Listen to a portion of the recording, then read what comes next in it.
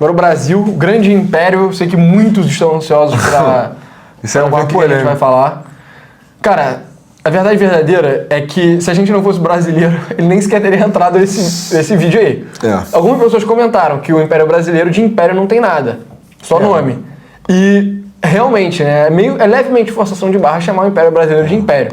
O Império Brasileiro está um pouco melhor que o Império Mexicano, que não entrou nessa lista, entendeu? Exato, O Império Mexicano que é absolutamente destruído pela Espanha e depois toma várias sovas dos Estados Unidos. Exato. O Império Brasileiro é protegido pelos Estados Unidos para não tomar surra de ninguém, entendeu? Pela doutrina Monroe. Enfim. Cara, assim, o processo... Acho que não precisa repetir também como é que o Brasil virou império, né? O Napoleão mandou a família real pra cá, desenvolvimento, Rio de Janeiro, capital... Quais são os claims pro Império do Brasil, né? O Brasil tava ocupando a Cisplatina. Ah, tá. Por que o Brasil seria um império? Vamos fazer um argumento de por que o Brasil talvez seja um império. Durante as guerras napoleônicas, o Brasil invadiu a Cisplatina. Que é o Uruguai. E invadiu também a Guiana Francesa. E como retaliação. Sim. Além disso, o Brasil, bem ou mal, tem vários povos dentro de uma unidade política, né? Provavelmente é isso. Tem dimensões continentais e diversidade cultural muito grande. Você pegar... É porque não é catalogado como povos diferentes, porque o Brasil tem... Não tem nem esse incentivo para catalogar, né? Porque eu acho que a unidade é maior do que a diferença. Mas o cara que é sertanejo no interior da Paraíba não tem nada a ver com gaúcho, entendeu? Sim. Que não tem nada a ver com índio. Então, por esse sentido, assim, o Brasil, bem ou mal... O Brasil ganha uma guerra contra o Paraguai. O Brasil ocupa território do Paraguai dá depois uma surra no Paraguai, na Guerra do Paraguai. Mas isso é muito depois do Brasil ser império, entendeu? Por isso que eu acho, por isso que a explicação que eu coloquei no vídeo, eu acho que é a mais completa, que é assim, o Brasil virou império para não ficar debaixo de uma coroa, porque não dá para botar dinasticamente o império não ficar abaixo de ninguém, entendeu? Sim.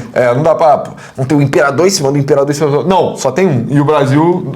Isso seria uma forma de precaver o Brasil de uma restauração portuguesa. Sim. Então, o que não aconteceria porque os Estados Unidos estavam fazendo doutrina Monroe. Provavelmente sim, mas sei lá, né? Se tivesse um apoio massivo por Portugal. Porque teve uma briga entre portugueses e brasileiros, entendeu? Sim. Rolava a briga do partido português. Não é partido. Acho que é partido português e partido brasileiro na época. Então, você imagina se essa briga tivesse sido maior, de repente. Não sei. Vai saber. Mas a questão é que, cara, o Brasil, enfim, colou, né? Meteram essa, colou, o Brasil foi um império mesmo. Exato. Um império sustentado pela atividade de cafeicultura, basicamente. Sim. No vídeo a gente falou da prosperidade econômica, avanço científico, médico, blá blá blá. Levemente forçação de barra. Levemente não, forçação. A gente fez isso porque nos últimos vídeos a gente deu uma zoada braba em quem é monarquista, nessa vez a gente resolveu ser mais amigão, entendeu? A gente ficou culpado, cara, porque não é como se o Império Brasileiro fosse o fim do mundo também, entendeu? Exato. Mas é que assim, cara, verdade sobre o Império Brasileiro. Dom Pedro II era um cara esclarecido? Era. Ele trazia essas ideias novas para o Brasil? Eram. Sim, quer dizer, verdade, sim. Mas isso não foi muito eficaz, isso não proporcionou muita mudança. O Brasil foi um dos primeiros a ter telefone. O Brasil só foi ter uma empresa decente de telefonia, porra, lá nos anos 90, depois do Collor, entendeu? Mas o Dom Pedro II, não sei lá. O Barão de Mauá, mano. O Barão de Mauá foi sabotado pelo governo. A parada é. O Império, isso pode não ter partido do Dom Pedro II, mas o Império era baseado no poder político que era dado dos cafeicultores. Escravocrata. Ou seja, era uma sociedade agrária e escravocrata. E esses caras queriam que ela permanecesse agrária e escravocrata. É a melhor atividade econômica? Não. Absolutamente não. Exato. É a melhor atividade econômica? Definitivamente não. É uma atividade que exige um nível de educação, um grau de erudição muito alto? Também não. Também é meio pegar e plantar, fazer barbaridade. Exato. Vai desenvolver as instituições do seu país? Não. Não vai. Pelo contrário, vai manter atrasado. Então, o Império estava condicionado a isso. Exato. Inclusive, eu tô para pegar aqui no livro os dados de crescimento econômico da República Velha, que eu já vi que tem ali. Sim. E o autor já alegou que o Brasil cresceu muito mais rápido, era o país que crescia mais rápido no mundo durante a República Velha. Cara, na nossa pesquisa pro vídeo dos presidentes, quando tava vendo a República Velha, cara, teve vários anos que o Brasil cresceu mais de 10%. Assim. É isso aí. Era um crescimento absurdo. E na época do Império não era assim, porque a sociedade estava muito focada em manter a estrutura agrária dela. Enfim, inclusive a indústria foi sabotada nesse tempo. Exato. Não tem, assim, tem muita gente que acha que o Brasil teria industrializado melhor se o Império tivesse mantido.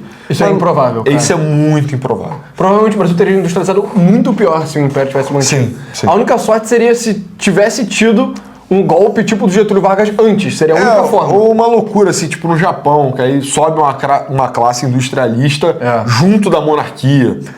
poderia ter acontecido, mas não parecia, não parece o cenário Cara, mais provável.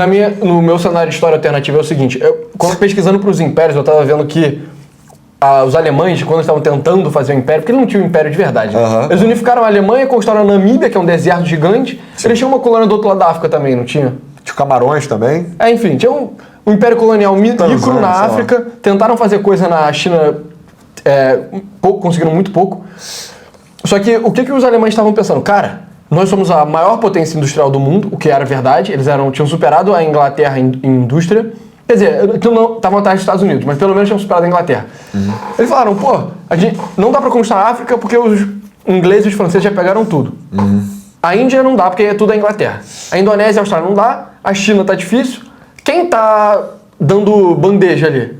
É a América Latina, sacou? Então os alemães, eles queriam conquistar a América Latina, só que os Estados Unidos falaram que negócio, cara, olha só, se você tentar fazer qualquer coisa na América Latina, eu vou declarar uma guerra com você e você vai perder. Porque eles tinham um poderio naval gigantesco, entendeu?